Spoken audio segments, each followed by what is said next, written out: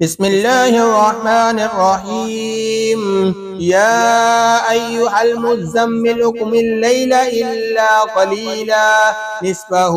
أو انقص منه قليلا أو زد عليه ورتل القرآن ترتيلا إنا سنلقي عليك قولا ثقيلا إن ناشئة الليل هي أشد وطئا وأقوم قيلا إن لك في النهار سبحا طويلا واذكر اسم ربك وتبتل إليه تبتيلا رب المشرق والمغرب لا إله إلا هو فاتخذه وكيلا واصبر على ما يقولون واهجرهم هجرا جميلا وذرني والمكذبين أولي النعمة ومهلهم قليلا إن لدينا أنكالا وجهيما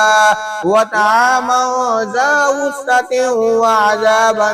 أليما يوم ترجف الأرض والجبال وكانت الجبال كثيبا مهيلا إنا أرسلنا إليكم رسولا شاهدا عليكم كما أرسلنا إلى فرعون رسولا فعصى فرعون الرسول فأخذناه أخذا وبيلا فكيف تتقون إن كفرتم يوما يجعل الولدان شيبا السماء منفطر به كان وعده مفعولا إن هذه تذكرة فمن شاء اتخذ إلى ربه سبيلا إن ربك يعلم أنك تقوم أدنى من ثلثي الليل ونصفه وثلثه وطائفة من الذين معك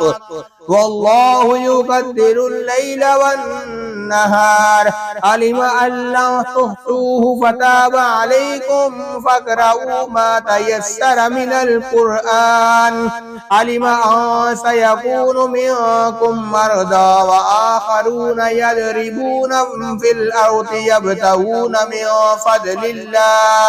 من فضل الله وآخرون يقاتلون في سبيل الله فاقرؤوا ما تيسر منه وأقيموا الصلاة وآتوا الزكاة وأقرضوا الله قرضا حسنا وما تقدموا لأنفسكم من خير تجدوه عند الله هو خيرا وأعظم أجرا واستغفروا الله إن الله غفور رحيم.